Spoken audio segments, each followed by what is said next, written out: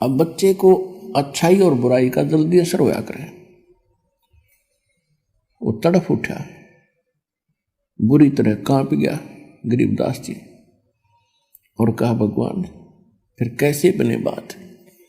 परमात्मा बोले कि उस लोक में जाना होगा। गरीबदास जी ने कहा भगवान एक बार वो लोक दिखा दो मुझे, क्योंकि यहाँ कोई आपके अतिरिक्त कोई बताने वाला नहीं और मन पापी विश्वास कर नहीं पा रहा। एक बार आंखों देख लो दाता तो दृढ़ हो जाऊंगा। परमात्मा बोले ठीक है, प्रथम मंत्र ले, शेष बन मेरा, तब मेरे साथ चल सकता है। प्रथम मंत्र दिया परमात्मा ने, उसको निकाला, क्योंकि ये तो ऊपर कवर अलग है, इसके अंदर ओरिजिनल एक और शरीर है, सूक्ष्म शरीर। ये तैसा जैसे ओवरकोट पहन रखा हुआ हमने, जैसे सर्प ऊपर से कांचली छोड़ देता है और सर्प ओरिजिनल उससे भिन्न है। तो ये अपना बॉडी जो है ये तो कांचुली, इस कांचुली में हम बहुत कुछ प्राप्त कर सकते हैं। ये शरीर ऐसा समझ लो जैसा अंडा होता है, अंडे का कवर होता है, और जब भक्ति इसमें बीज पड़ जाता है तो ये इसके अंदर जैसे अंडे में बच्चा बन जाता है, और जब वो बच्चा पंख वगैरह उसके हो जाती है तो अंडा फूट जाता है। अंडे को छोड़ के अंदर जो वस्तु थी वो बच्चा, अब उसके पंख होगी, वो उड़न लग गया। तो इसी प्रकार आपके अंदर जो बॉडी है, इस भक्ति से इस यो अंडा समझो, इसको अंड भी कहा है संतों ने, शरीर को पिंड भी कहा है, और इसके अंदर ये आपका जो भक्ति रूपी पर बनने लग रही है पंख, और जब ये भक्ति खूब करोगे डट के, समय आने पर आपके पंख लग जाएंगे उस सूक्ष्म शरीर के।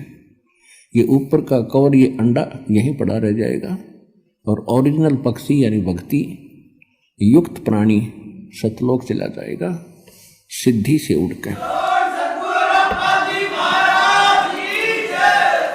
तो गरीबदास जी बड़े प्रभावित हुए, परमात्मा उनको लेकर ऊपर गए। सबसे पहले धर्मराज के दरबार में पहले ब्रह्मा विष्णु महेश के लोक दिखाए, स्वर्ग और नरक दिखाया। वहाँ हाहाकार मची थी, सभी प्राणी परमात्मा को देख रहे थे, और उनको वो बातें याद आ रही थी जब कभी वो मनुष्य शरीर में थे, जो आज नरक के अंदर दुख उठा रहे हैं या स्वर्ग के अंदर अपनी पूंजी नष्ट कर रहे हैं।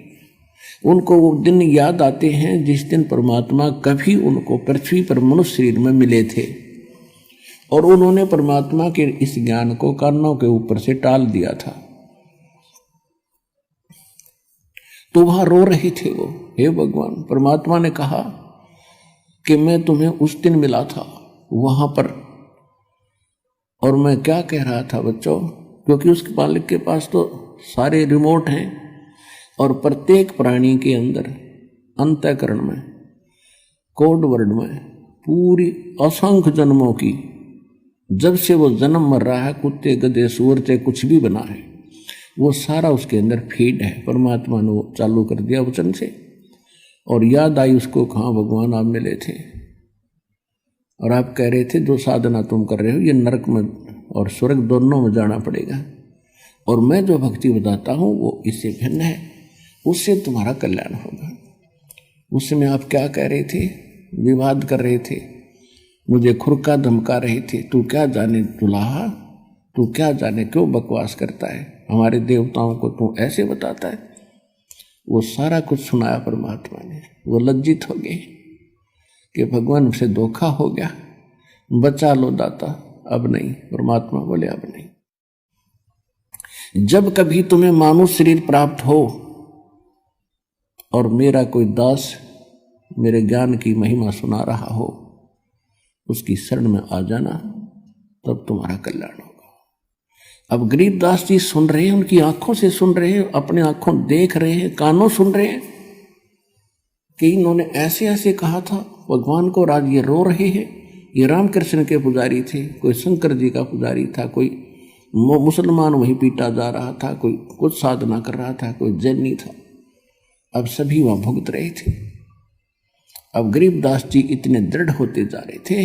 ओए होए, हे भगवान, सचमुच ये हालत होती अगर हम मालिक ना मिलते तो अपने को।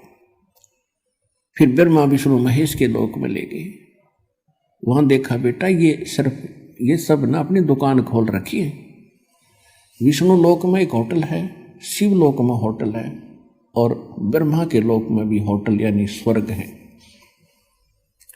विष्णु जी का पुजारी विष्णु लोक में जाता है, जब तक उसके पुण्य रहते हैं वो वहां रहेगा, उसके बाद फिर नरक में डाल दिया जाएगा। और ये प्रत्येक प्राणी से अपने राज्य चलाने के लिए, ये राजा हैं, ये टैक्स लेते हैं। जैसे यहाँ पृथ्वी के राजा आपसे टैक्स लेते हैं, अपने ठाठ करते हैं, आपकी पूंजी तय। इसी प्रकार वो वहाँ करते हैं। इसी प्रकार शिव के लोक में रेस्टोरेंट है यानी स्वर्ग है। शिव का पुजारी स्वर्ग में रखा जाता है। जब उसके पुण्य समाप्त हो जाते हैं उसको फिर नरक में डाल दिया जाता है। नरक के बाद फिर 84 लाख प्रकार के इन प्राणियों के शरीरों में असंख्य जन्मों तक भटकता रहता है। इसी प्रकार ब्रह्मा जी के लोक में, इसी प्रकार दुर्गा जी के लोक में, ऐसे ही गणेश जी के लोक में जो गणेश के साधक हैं वो उसके पास चले जाते हैं। ऐसे ही ज्योत निरंजन ब्रह्म काल के ब्रह्म लोक में ये सब व्यवस्था बनी हुई है। और ये सभी इन पर टैक्स लगाते हैं, चार्ज लेते हैं अलग से, कि कोई 10%, किसी में 20%, कोई 25%, कोई 15% आपकी पूंजी का। और जब आपके पुण्य समाप्त हो जाते हैं आपको वहां से जबरदस्ती, जैसे यहां से फेंक दिया जाता है उस तरह वहां से फेंक दिया जाता है। फिर परमात्मा उनको लेकर गए गरीबदास जी को यहाँ के न्यायाधीश के पास, 21 ब्रह्मांड का जो न्यायाधीश है धर्मराज के पास। अब जहां जहां भी परमात्मा जा रहे थे सभी ब्रह्मा जी के लोक में गए। ब्रह्मा जी ने आसन त्याग दिया, लेकिन परमात्मा खड़े खड़े 2 बात करके चल पड़े। विष्णु जी के लोक में गए, विष्णु जी ने भी आसन त्याग दिया और खड़े होकर सत्कार किया।